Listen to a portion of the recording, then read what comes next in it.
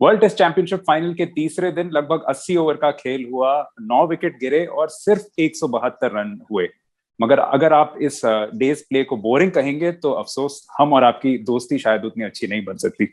Just kidding. आप देख रहे हैं ESPN cricket for match day. मैं हूं दिबान सेन और हमारे साथ थोड़ी ही देर में जुड़ रहे हैं संजय मांजरेकर।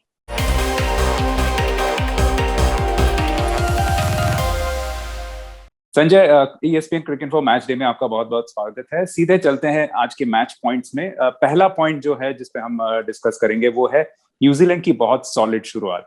न्यूजीलैंड से यही उम्मीद थी कि उनके ओपनर्स बिल्कुल डट जाएंगे, क्रीज पे चिपक जाएंगे, और ऐसा ही कुछ किया। लगभग 34 ओवर का खेल दोनों ने खेला। डेवन कॉनवे फिर से एक बहुत शानदार पारी और टॉम लेथम ने भी उनका बखूबी साथ निभाया। 70 रन कुल मिलाकर जोड़े। तो ये बताइए कि उनके ये सक्सेस का क्या राज था, उन्होंने क्या अच्छा किया इस मैच में? देखिए, भारत ने भी 62 रन जोड़े फर्स्ट विकेट के लिए और न्यूजीलैंड की भी अच्छी शुरुआत हुई। लेकिन एक बात कहना चाहिए कि थोड़े से न्यूजीलैंड लकी है कि ये world test championship final England में हो रही है, क्योंकि अगर न्यूजीलैंड के करीब कोई क्रिकेटिंग कंडीशंस है तो वो इंग्लैंड है। और ऊपर से वो 2 टेस्ट मैचेस वहां खेले हुए और जिस कंडीशंस में वो बड़े हुए एज बैटर्स, तो वो ऐसे ही सिमिलर कंडीशंस होते हैं न्यूजीलैंड में। तो अगर आप उनको देखें जिस तरह से बल्लेबाजी कर रहे थे, लग रहा था बिल्कुल नेचुरल, उनको सूट होने वाली उनकी बल्लेबाजी थी।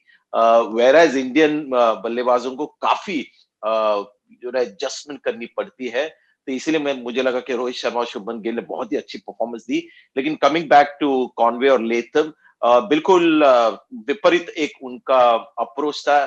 हमारे प्लेयर्स क्रीज के बाहर खड़े रहकर बहुत आगे जा रहे थे, ये क्रीज में डटे हुए खेल रहे थे, बहुत करीब खेल रहे थे, और बॉल इतनी ज्यादा मूव नहीं हुई इंडियन सीमर्स की इन द एयर या ऑफ द पिच, इसलिए थोड़ा सा उनको चैलेंज भी मुझे लगता है इजियर था। दूसरे पॉइंट पे आते हैं कि लगभग पूरे ही सेशन में या जितने भी सेशन भारत ने गेंदबाजी की, ऐसा लगा कि स्विंग और लेंथ को तलाशते रहे भारतीय तेज गेंदबाज। तो इसमें कुछ हद तक कह सकते हैं कि आपकी जो भविष्यवाणी थी कि एक हो सकता है एक खतरा इंडियन टीम के लिए, कि शायद मोहम्मद सिराज जैसे स्विंग बॉलर को शायद वो मिस कर रहे थे आज करेंगे। लेकिन ये मैच अभी भी बरकरार है। अगर पिच में थोड़ा सा अनइवन बाउंस आ जाए या कुछ भी, आज एक दो बॉल थोड़े राइज हुए, कभी कभी पहले दिन पे अगर आप गेंदबाजी करते हो और पिच हल्का सा सॉफ्ट होता है तो उसमें परमानेंट मार्क आ जाता है, और जब सूखा जब पिच होता है तो वही मार्क से अनइवन बाउंस होता है। तो जब वो समय आएगा तो ये सीमर जो हिट द डेक वाले हैं, पिच में हिट करते हैं,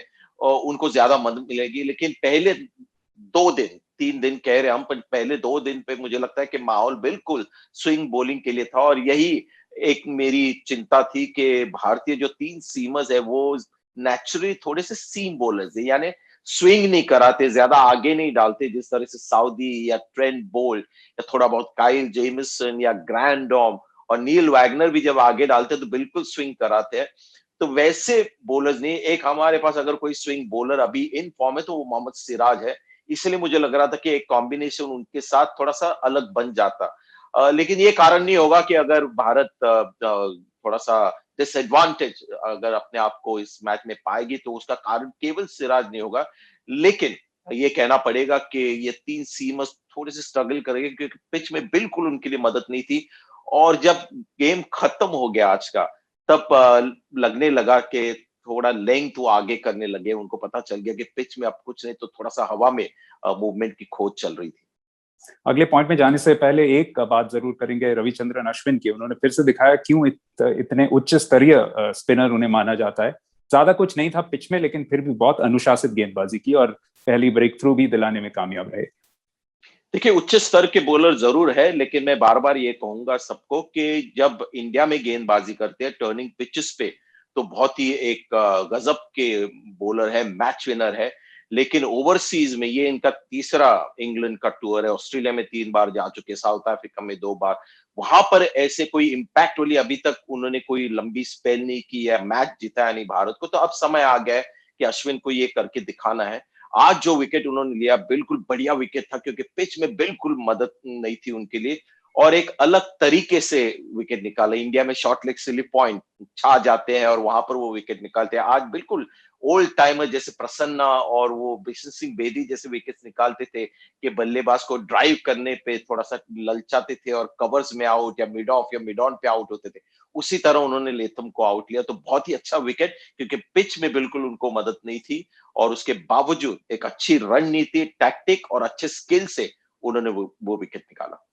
चलिए चलते हैं अगले बिंदु तक, जिसकी बात यही करेंगे कि किस तरीके से स्विंग और लंबाई में फंसाया भारतीय बल्लेबाजों को न्यूजीलैंड के गेंदबाजों ने। और इसका बिल्कुल सही उदाहरण देखने को मिला जिस तरीके से विराट कोहली आउट पे काइल जेमिसन ने फिर से दिखा दिया क्यों उनके टेस्ट करियर की शुरुआत से ही उन्हें कहा जा रहा है कि बहुत बहुत अच्छे फाइंड है न्यूजीलैंड क्रिकेट के लिए। 8वें टेस्ट मैच में 5वां 5 विकेट हॉल और पहला न्यूजीलैंड के बाहर, तो बहुत बहुत प्रशंसनीय परफॉर्मेंस। जी हाँ, और अभी छोटा करियर है, इसलिए न्यूजीलैंड में ज्यादा खेले हुए हैं, अब इंग्लैंड में खेले हैं। सब कॉन्टिनेंट में जब आएंगे तो एक अलग अलग चैलेंज होगा, लेकिन आईपीएल में भी उन्होंने बहुत ही इंप्रेसिव परफॉर्मेंस की है। तो ये केवल एक ऊंचे गिफ्टेड सीम बॉलर जो सीमिंग कंडीशंस में सिर्फ अच्छी गेंदबाजी करने वाले लगते नहीं, लगता है कि उनके पास अच्छा टेम्परामेंट भी है, क्योंकि आईपीएल में उन्होंने वो करके दिखाया कि अपने आप को वो एडजस्ट कर सकते हैं और काफी कंसिस्टेंट उन्होंने गेंदबाजी की। लेकिन इस टेस्ट मैच में अगर कहा जाए तो पहले स्पेल से वो सबसे खतरनाक बॉलर वो लग रहे थे, और लग रहा था विराट कोहली को जिस तरह से खेल रहे थे कि एक्स्ट्रा कॉशन उनके खिलाफ उन्होंने लगाया, क्योंकि वो जिस तरह की गेंदें कर रहे थे तो लग रहा था कि उनको विकेट मिल जाएगा। सऊदी ने सबसे ज्यादा स्विंग किया, लेकिन थोड़ा सा ज्यादा स्विंग किया, ऑफ स्टंप के ज्यादा बाहर था, इसलिए इतने वो डेंजरस नहीं साबित हुए। और विराट कोहली क्योंकि काइल जेमिसन से बचना चाह रहे थे, तो जिस तरह से आउट हुए उसके पीछे भी वही एक लग रहा था कि वो प्रयास उनका ये चल रहा था कि अपना फ्रंट फुट बिल्कुल ऑफ स्टंप के बाहर बहुत आगे निकाले, ताकि लेग बिफोर ना हो या बॉल को इधर छोड़े या खेले। लेकिन वो गेंद उन्होंने मिडिल स्टंप पे की, काइल जेमिसन ने, ज्यादातर ऑफ स्टंप के बाहर होती थी और वहां पर उन्होंने बिल्कुल विराट कोहली को सरप्राइज और ट्रैप किया। चलिए, विकेट्स बहुत गिरे आज, लेकिन अगला पॉइंट यही है कि क्या इस पिच में धीरे धीरे बल्लेबाजी और आसान होती दिख रही है? क्योंकि हमने देखा जब भारत बल्लेबाजी कर रही थी तब जरूर थोड़ा सा ऐसा था, दोहरापन भी लग रहा था पिच में शायद हो।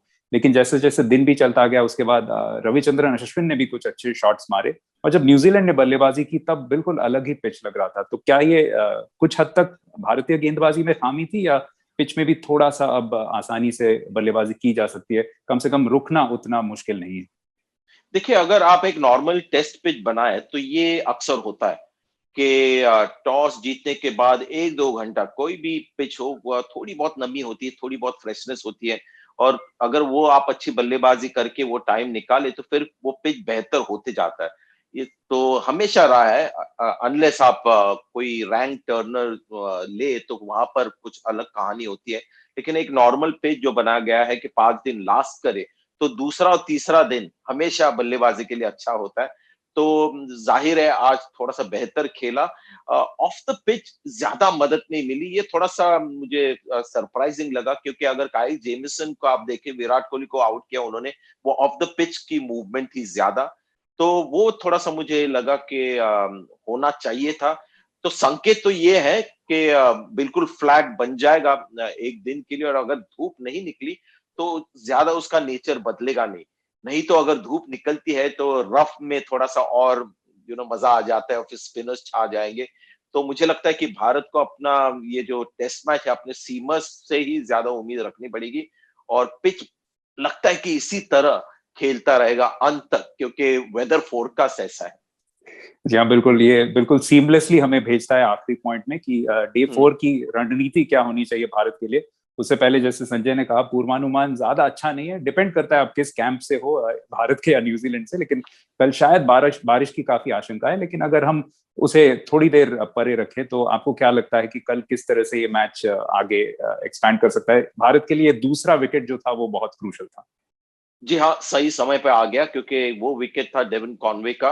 नाम बड़ा नहीं है, केन विलियमसन नहीं है, रॉस टेलर नहीं है, लेकिन इन फॉर्म बल्लेबाज सबसे खतरनाक होता है। उन्होंने 200 रन बनाए, 80 और अभी 50, तो बहुत ही इन फॉर्म प्लेयर थे, और ऐसे लग रहा था कि पुजारा की तरह वो पूरे एक लंबी पारी खेलेंगे। तो वो बहुत ही एक बड़ा विकेट था, इसलिए जब भारत आएगा खेलने के लिए अगले दिन, तो उत्साहित होगा।